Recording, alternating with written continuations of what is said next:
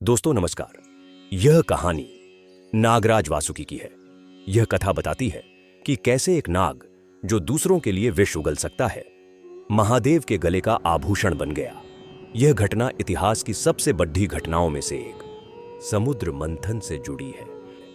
समुद्र मंथन और वासुकी का बलिदान।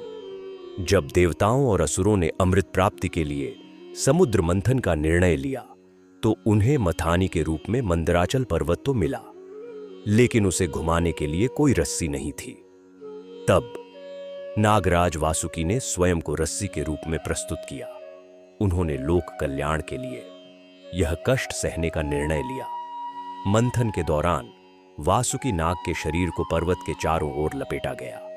एक तरफ देवता उनकी पूंछ पकड़े हुए थे और दूसरी तरफ असुर उनका फन। जब मंथन शुरू हुआ तो पर्वत की रगड़ से वासुकी नाग का शरीर लहूलुहान हो गया। खिंचाव के कारण उन्हें असहनीय पीड़ा हो रही थी, लेकिन उन्होंने अमृत प्राप्ति के लिए अपनी पकड़ नहीं छोड़ी। मंथन के दौरान अमृत से पहले हलाहल नाम का घातक विष निकला। यह विष इतना भयानक था कि इसकी गर्मी से पूरा ब्रह्मांड जलने लगा। इसे न देवता पी सकते थे न असुर। तब सृष्टि को बचाने के लिए भगवान शिव ने वह विष पी लिया, लेकिन उसे गले से नीचे नहीं उतरने दिया। विष के प्रभाव से उनका गला नीला पड़ गया और वे नीलकंठ कहलाए। अब सवाल यह है कि वासुकी शिव के गले में क्यों लिपटे। इसके दो मुख्य कारण थे। पहला, शीतलता के लिए। विष पीने के बाद भगवान शिव का गला बुरी तरह जल रहा था। उस तपन को शांत करने के लिए उन्हें किसी ठंडी चीज की आवश्यकता थी। चूंकि सर्प स्वभाव से ठंडे रक्त वाले होते हैं, इसलिए वासुकी नाग ने शिवजी के गले से लिपटकर उन्हें शीतलता प्रदान की।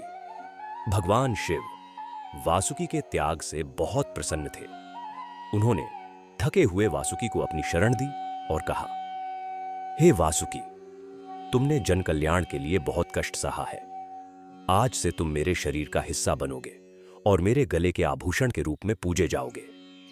तब से वासुकी नाग शिव जी के गले में 3 फेरे लगाकर विराजमान रहते हैं, जो भूत, भविष्य और वर्तमान के प्रतीक हैं। इस कहानी का सार यही है, शिव जी केवल सुंदर वस्तुओं को ही नहीं, बल्कि उन चीजों को भी अपनाते हैं जिनसे दुनिया डरती है। वे बताते हैं कि यदि किसी भयानक वस्तु का भी सदुपयोग किया जाए तो वह भगवान का आभूषण बन सकती है।